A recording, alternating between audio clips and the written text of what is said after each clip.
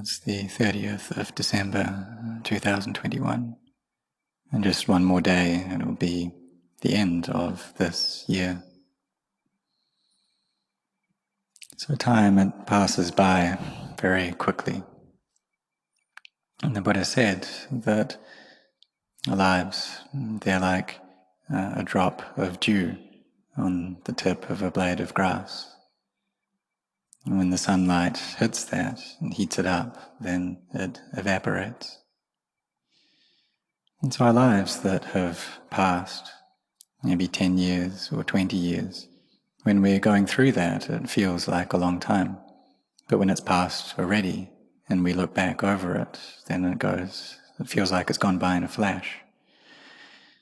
And so maybe we've been through 50, 60, 70 years of this life already. And it's all gone by very quickly.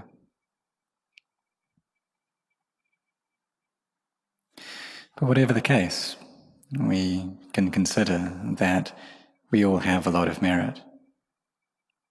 We can see this by the fact that we're still here, we still have life, we're able to live to this day, because there are many people who have passed away already. And some people pass away before life expectancy, and there's a lot that do that following the causes and conditions, the karma that they've produced. And so we see that these lives, they pass by very quickly. And we don't know when we're going to be separated from each other, which day that'll happen. So there was a small girl during the time of the Buddha, who was a practitioner, and she meditated following the Buddha's instructions.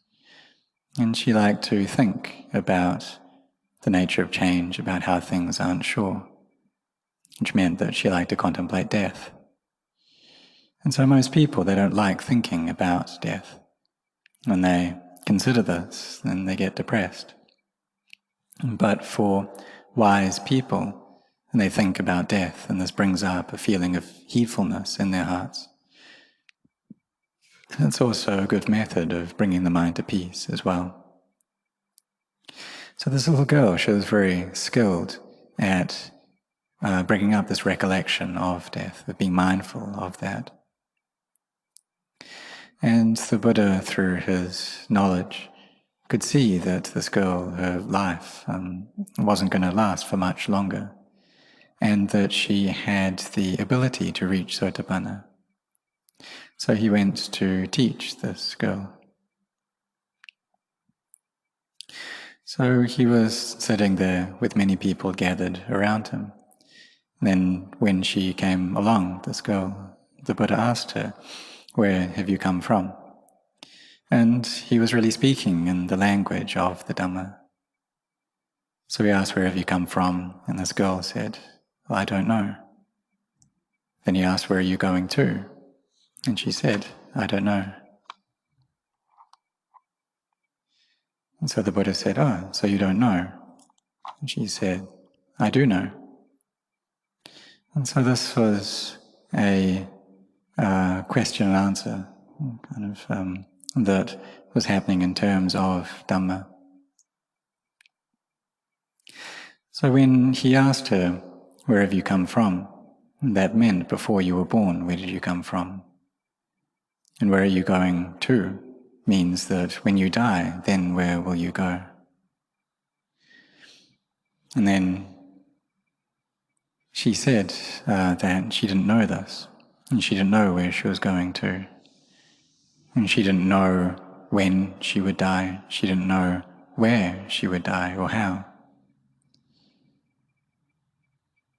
And so the Buddha then said, "Oh, so you don't know?" And so she said, yeah, she didn't know where or when she would die. And so people around were confused at why she was talking in this way. It was like she didn't have any respect towards the Buddha. But the Buddha, he was actually teaching about inconstancy, about change, about how this life is something that's very short. And so he exclaimed that the world is dark, and the people who know clearly into the nature of this world, they're very few.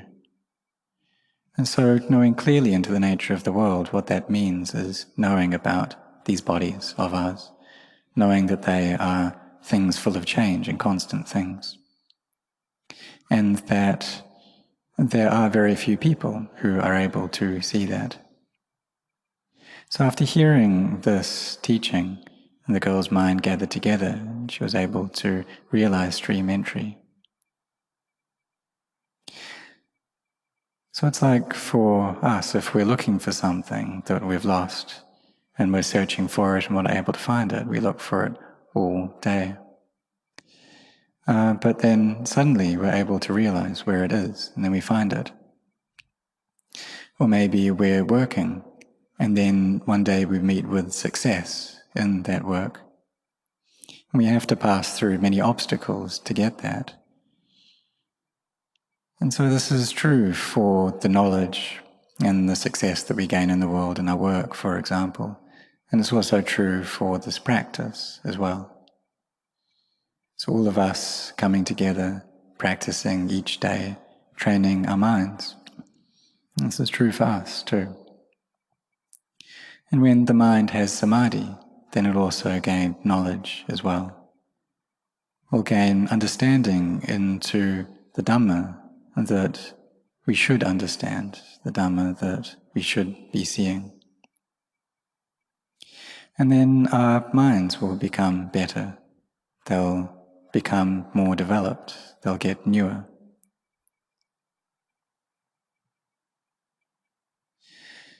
Because for the most part, people have these old minds, these things that arise, they stay for a while, and they cease. And there's always this ignorance, craving, clinging, and that's holding sway over the mind, constantly covering it over. And so in that state, then nothing is really new.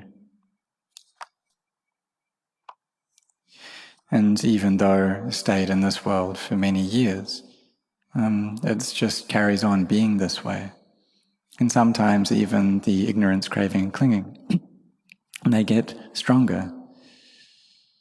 But when we train these minds and they can gather into peace, then eventually they'll reach a state of stillness.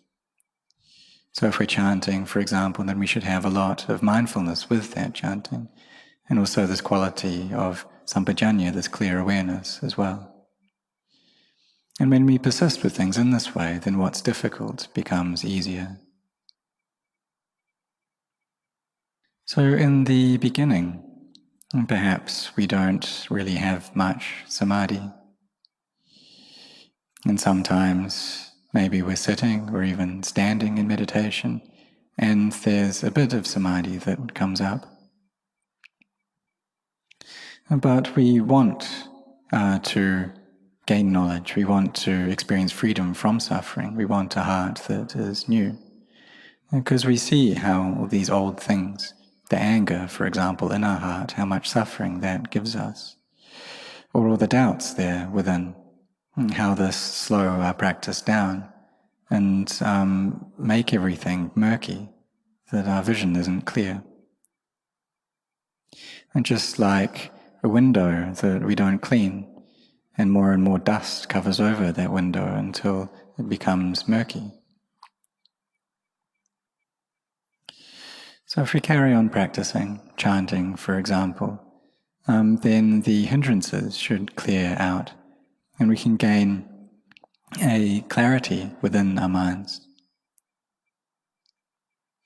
And then when we use that clarity to contemplate the nature of the body or into the mind, then we can see all things as being conditioned phenomena, sankharas, how they arise, they stay for a bit, and then they cease.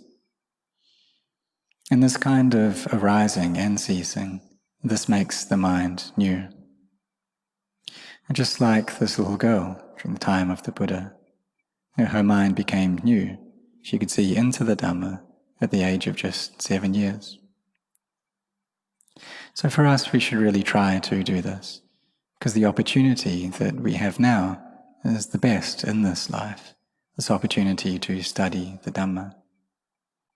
And all of us need to have had a lot of good qualities that we've developed in the past, a lot of spiritual virtues that we've accumulated to have this interest in training in Samadhi and meditating. And why is that? It's because there are so many things, so many sights and sounds and tastes, odors, tactile sensations that we find pleasing in this world that pull people away, that distract them from the practice. And so they distract us for one day, and then that carries on into 1 month and then 1 year, and it just carries on going on like that. Or perhaps we just haven't reached our time yet.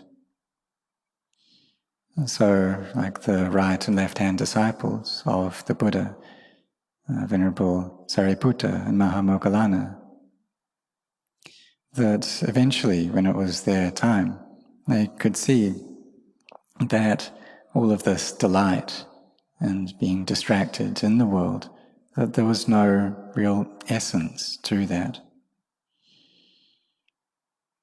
And so we see that kind of the essence or the hardwood of a tree, this is something that's really important.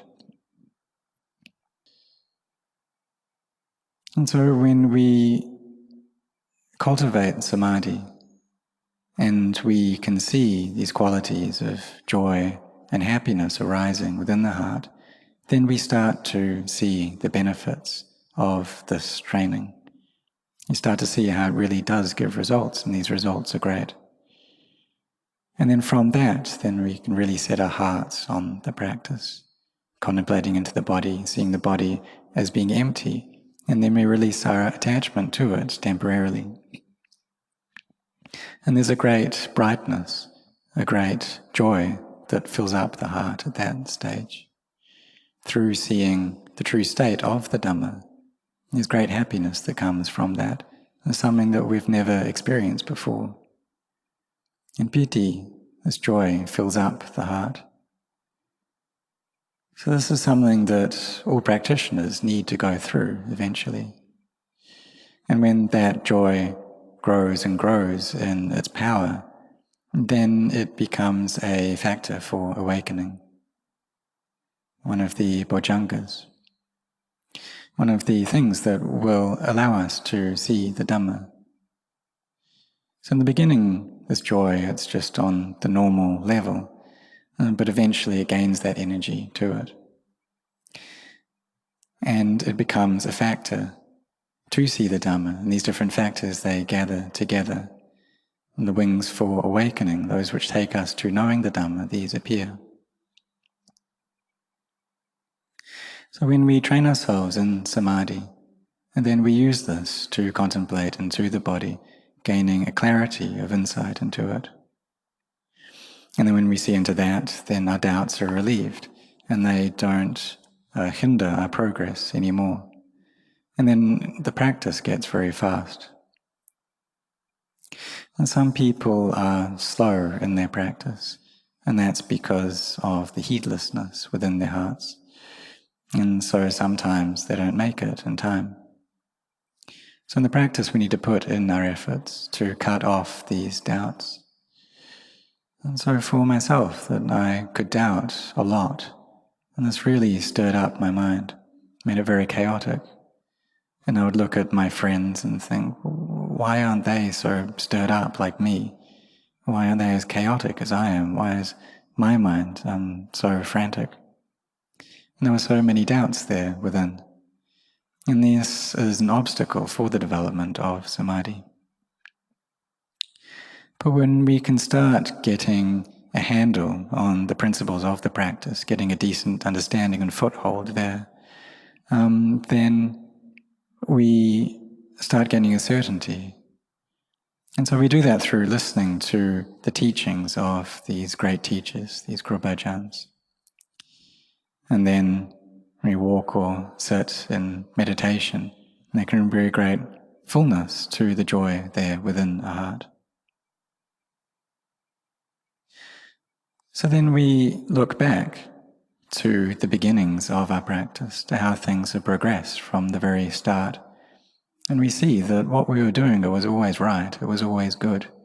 It was just that there are so many doubts there, and these really stir up the mind. They make it all confused and chaotic. And oftentimes these doubts are there because we want to gain quick progress. But if we can see this, then we'll see that that's just something normal. These doubts are just normal things. And if we can relieve these doubts, then the practice gets easier. But in the beginning, we do need to pass through these things. So may you set your hearts on this practice, making this mind new, because all of us want new things. And old things, we can't really use them anymore. We don't desire them. And just like an old mask that we've worn many times, it has virus or bacteria stuck to it, and so we shouldn't use it anymore. Or like clothes, when they get older, then we need to always be washing them. Or food, we need to eat new food. If we eat food that's already old, then that'll make us sick. Or medicine that's past its expiry date, it's inappropriate for us to consume that. And so an old mind, it's something that's difficult to stay with. There's just greed, hatred, and delusion coming up within it all the time. But the new mind, this is Buddha. This is this quality of awakening. An old mind is the mind of avijja, of ignorance, but a new mind is the mind of Buddha, of knowing, of awakening, of joy. So may all of you put your efforts in this way, setting your hearts on this practice.